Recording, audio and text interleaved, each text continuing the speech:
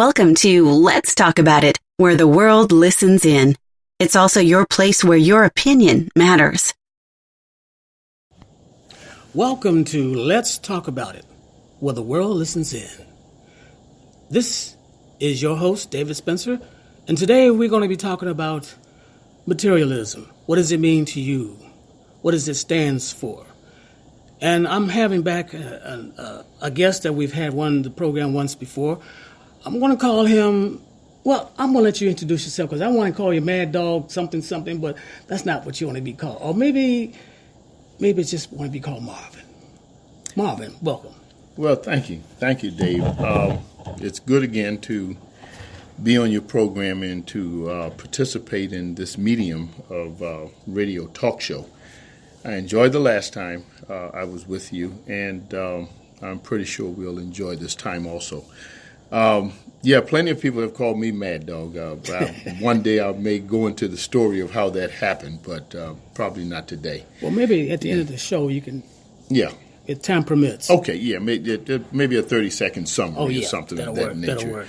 But I like the topic that you picked, and I'm glad that I was available to kind of impromptu-wise just sit down with you and do this show, because materialism is a very, very, very, very big, heavy, weighty matter. Most people don't think of it in the sense of something bad or evil or anything of that nature, but then you have some who do.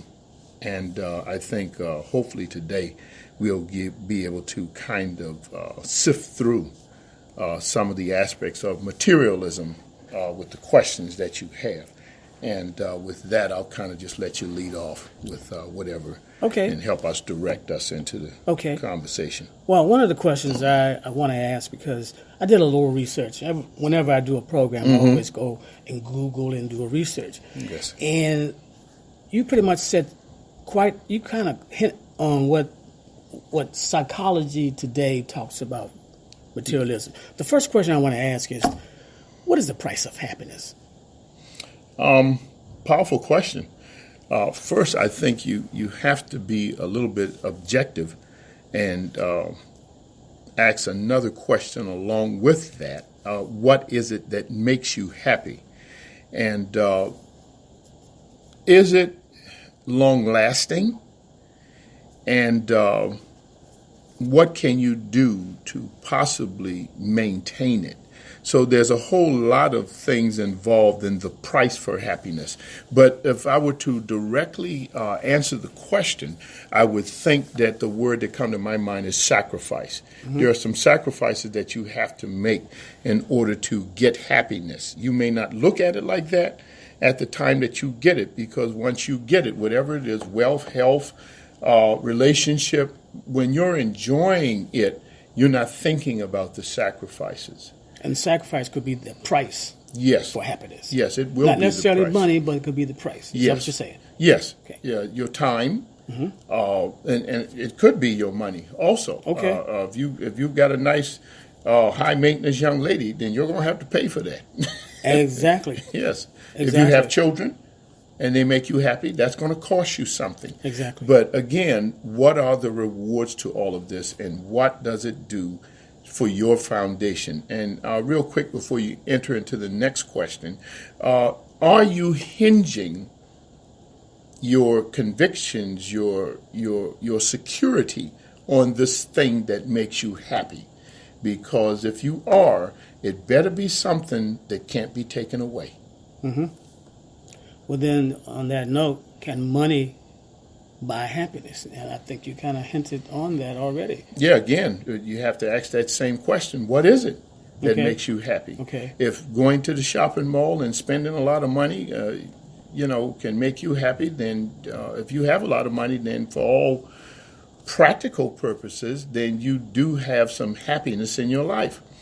But again, if it's not secure, and we can go into a lot of conversation about how money can be made to be secure, but when you're challenged in regards to your security of happiness, then the only question that remains again, is can somebody come up and take it away? And definitely with money, I mean, I don't wish any of these things on anyone. A person can go bankrupt if they're dealing in stocks and bonds and things like that. A person can be accosted on the street and their life savings can be taken. Identity theft. All these different things can occur. A person can actually break into your home. We don't normally think on those lines, but I'm just giving some points here because I think eventually, hopefully, we'll get to a point where I can describe a happiness that cannot be taken away. Well, we're going to get to that, but I want to get to some of the tough ones first. And the next one would be, we said happiness. Does happiness equate to love? Because the next question is, what does love cost? Does love can give you happiness, or is there can we compare those two, happiness and love being the same thing, or is it that love gives you happiness? Well, love definitely can do that. Sure, it can. But I think you have to define love. Here in America, we kind of lump love into several different aspects. I love a puppy. Or I love to eat cheesecake, any of those things. Yeah. But in the Greek language, there are actually 4 different words for the word love.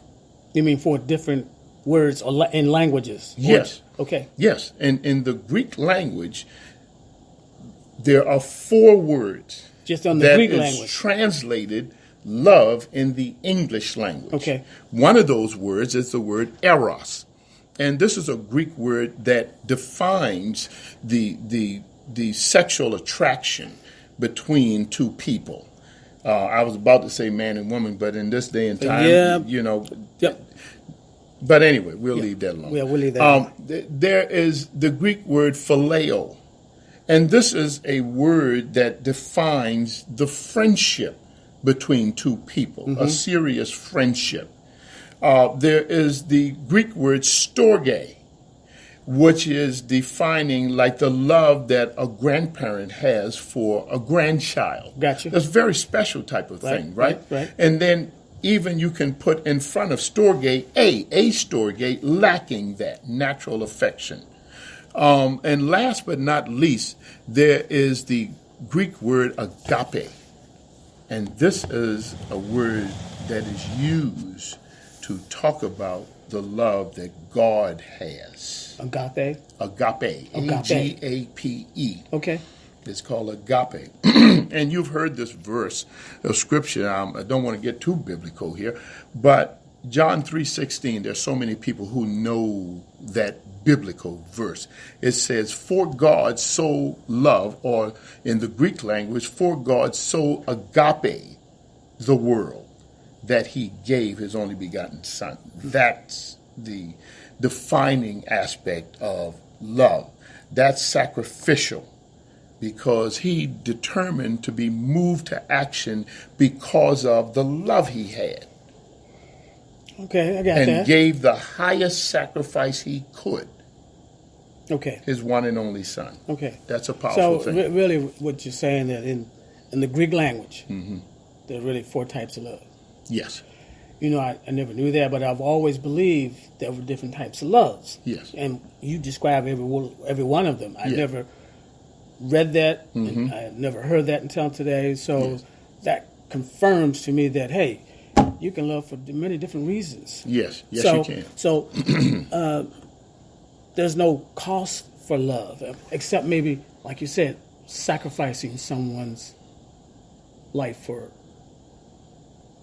others. Yeah, I think the higher you get in the sacrifice of this quote-unquote love, the greater the benefit.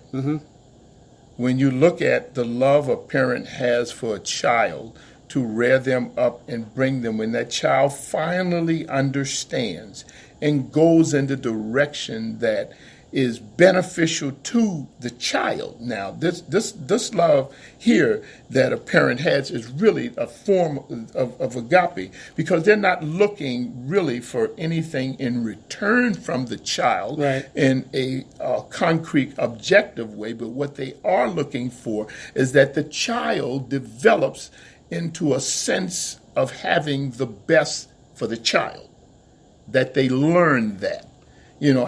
Small, quick example. A child crossing the street when they're like 2 feet tall really can't see everything that's going on because they have a 2 feet eyesight.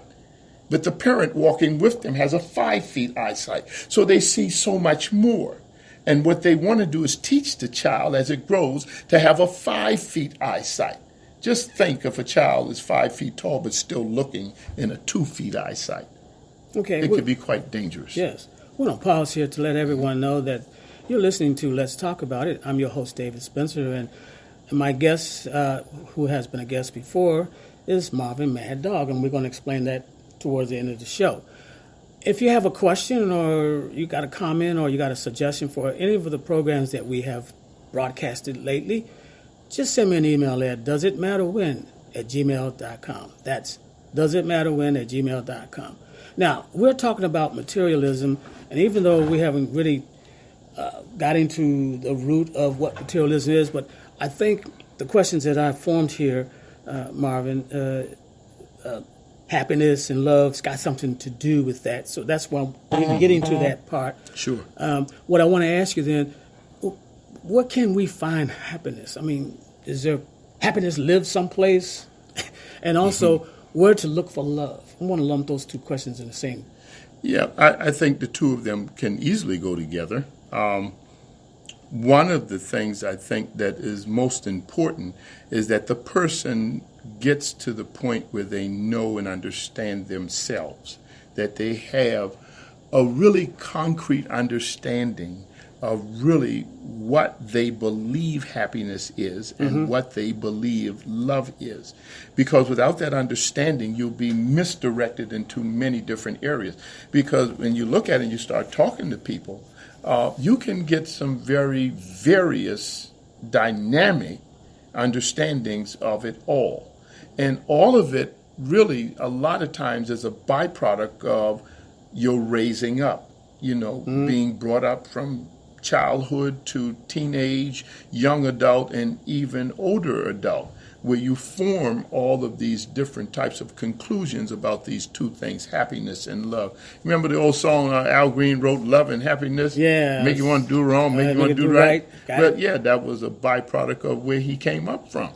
And even then, I loved the song myself because I was an Al Green fan. Yeah. And so as a young teenager, I started looking at it just like he was singing it. And it could lead to all misbegotten types of relationships, which I'm not shy to tell you happened to me. Oh, really? Several different relationships, because I thought the love and happiness was something that want to make me do wrong or make me do right, And with that understanding, I kind of rebounded in several relationships with young ladies. But to stick with your question, I think the two of them go together. And until you get a real concrete understanding, really, of what love is, you really won't have a concrete understanding of what happiness can be. Right. Because happiness don't always involve you feeling good. Okay. And see, that's where a lot of people make the mistake at. Yeah. You like see? all gooey-eyed. And, all gogged up. And that's not happiness. That's euphoria. Is what that is. Isn't that what you did? One of the 4 Greek words, Euro, love? Yeah. Eros. Eros, I'm sorry. Is one of the ones that can get you into a seriously euphoric state about this young lady's shape or this young guy's chest and his muscular build. Right. All these different things as your imagination starts running wild. Yeah, and drives about up your the emotions. different things. Yes, exactly. Okay. Yeah. Love has really nothing to do, quote unquote, with emotions insofar as dictating your actions. But it has much to do with emotions insofar as the receiving of the benefits is concerned. Yes. Well, let me ask you this. since we are talking about materialism, define for me the materialistic person. Describe, not define, but describe what a material in your mind, son. Okay. First, again, one of the things that is so important is definition. We really have to stick with that. And you mentioned psychology today, earlier. Whenever you deal with